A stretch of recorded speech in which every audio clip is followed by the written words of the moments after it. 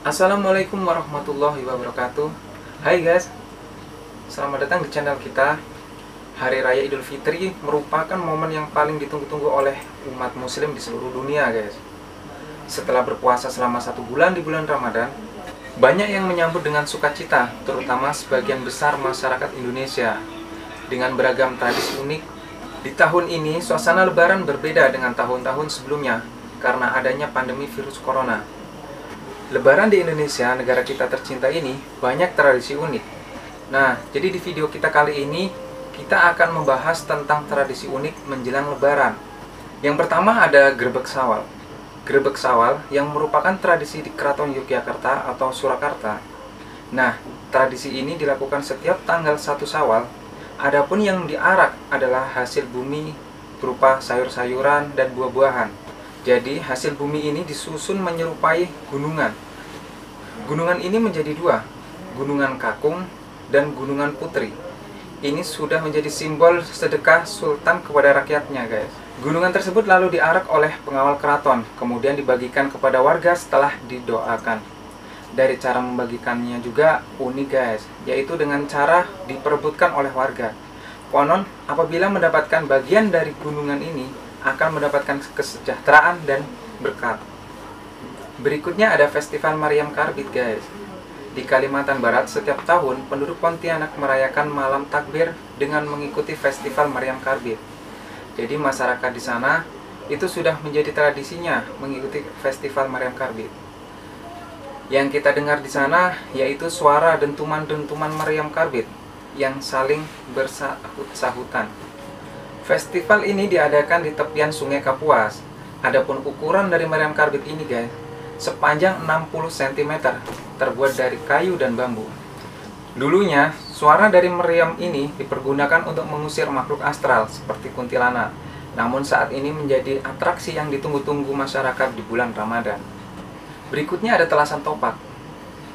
Ada yang unik dengan perayaan Lebaran di Madura, tepatnya di hari ke-7 bulan Syawal.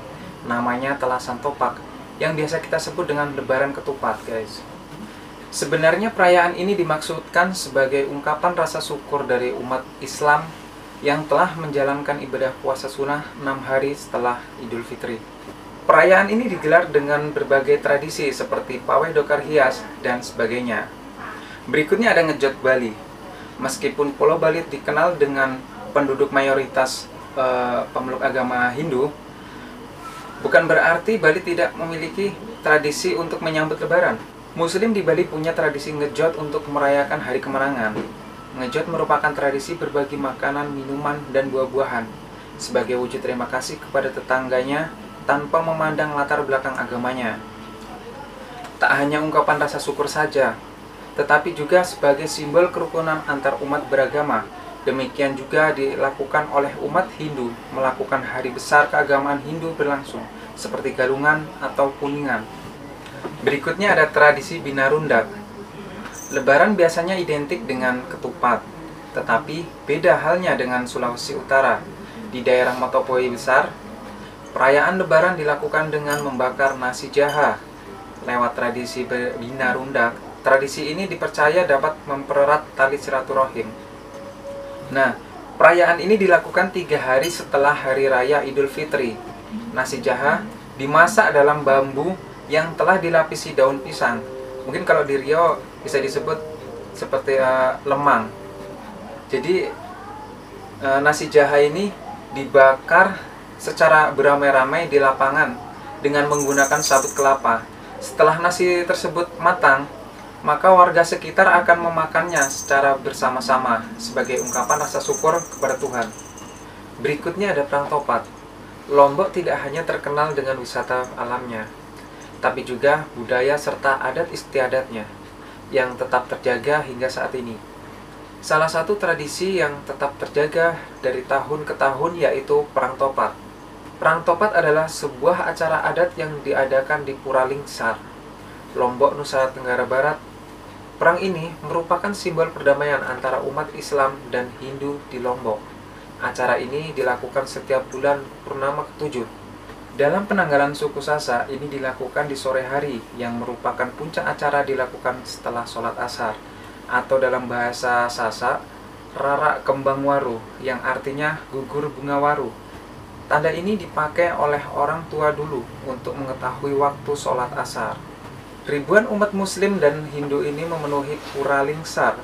Mereka menggelar prosesi upacara puja wali sebagai ungkapan puji syukur atas limpahan berkah dari Sang Pencipta. Perang yang dimaksud dilakukan dengan saling melempar ketupat di antara masyarakat muslim dan Hindu. Ketupat yang telah digunakan untuk berperang seringkali diperebutkan karena dipercaya bisa membawa kesuburan bagi tanaman agar hasil panen bisa maksimal. Kepercayaan ini sudah berlangsung ratusan tahun dan masih terus dijalankan. Dan menariknya di tradisi ini tidak hanya dihadiri warga sekitar, tapi juga wisatawan baik lokal maupun mancanegara. Nah, itu tadi 6 tradisi unik menjelang Lebaran dari berbagai daerah yang ada di Indonesia. Kalau tradisi di tempat kalian, apa guys? Jangan lupa komen di bawah ya guys. Sampai ketemu di video berikutnya.